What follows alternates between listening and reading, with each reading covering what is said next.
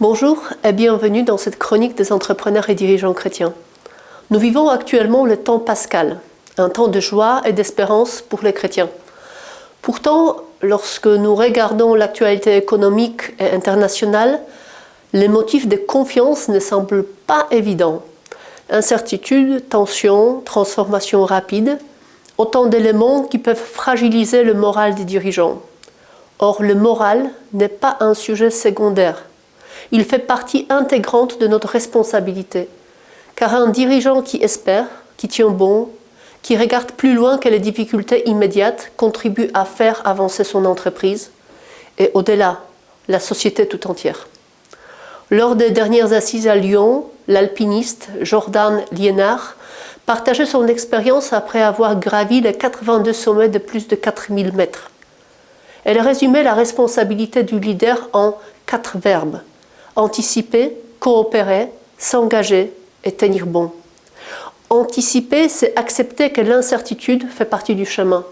L'alpiniste prépare son ascension avec lucidité, jusqu'à envisager la chute pour mieux apprendre à se relever. De même, l'entrepreneur prépare l'avenir, construit des alternatives, prévoit des plans B ou C, afin de continuer à avancer malgré les imprévus. Coopérer, c'est reconnaître qu'on ne réussit jamais seul. En montagne, le rôle évolue selon les situations. Celui qui guide à un moment peut avoir besoin d'être soutenu à un autre. Dans l'entreprise aussi, la confiance et la coresponsabilité permettent de discerner ensemble les bonnes décisions. S'engager, c'est aller au bout de ses capacités, avec le désir de progresser sans cesse. C'est accepter de prendre des risques, non par imprudence, mais parce que toute l'aventure humaine comporte une part d'inconnu. Enfin, tenir bon.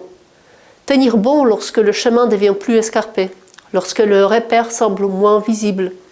Tenir bon ne signifie pas ignorer les difficultés, mais refuser de les laisser enfermer, de se laisser enfermer par la peur. C'est continuer à avancer avec discernement, courage et confiance. Dans les contextes actuels d'instabilité économique et géopolitique, cette attitude peut sembler exigeante. Mais l'Évangile nous rappelle cette parole forte. Tout est possible à celui qui croit.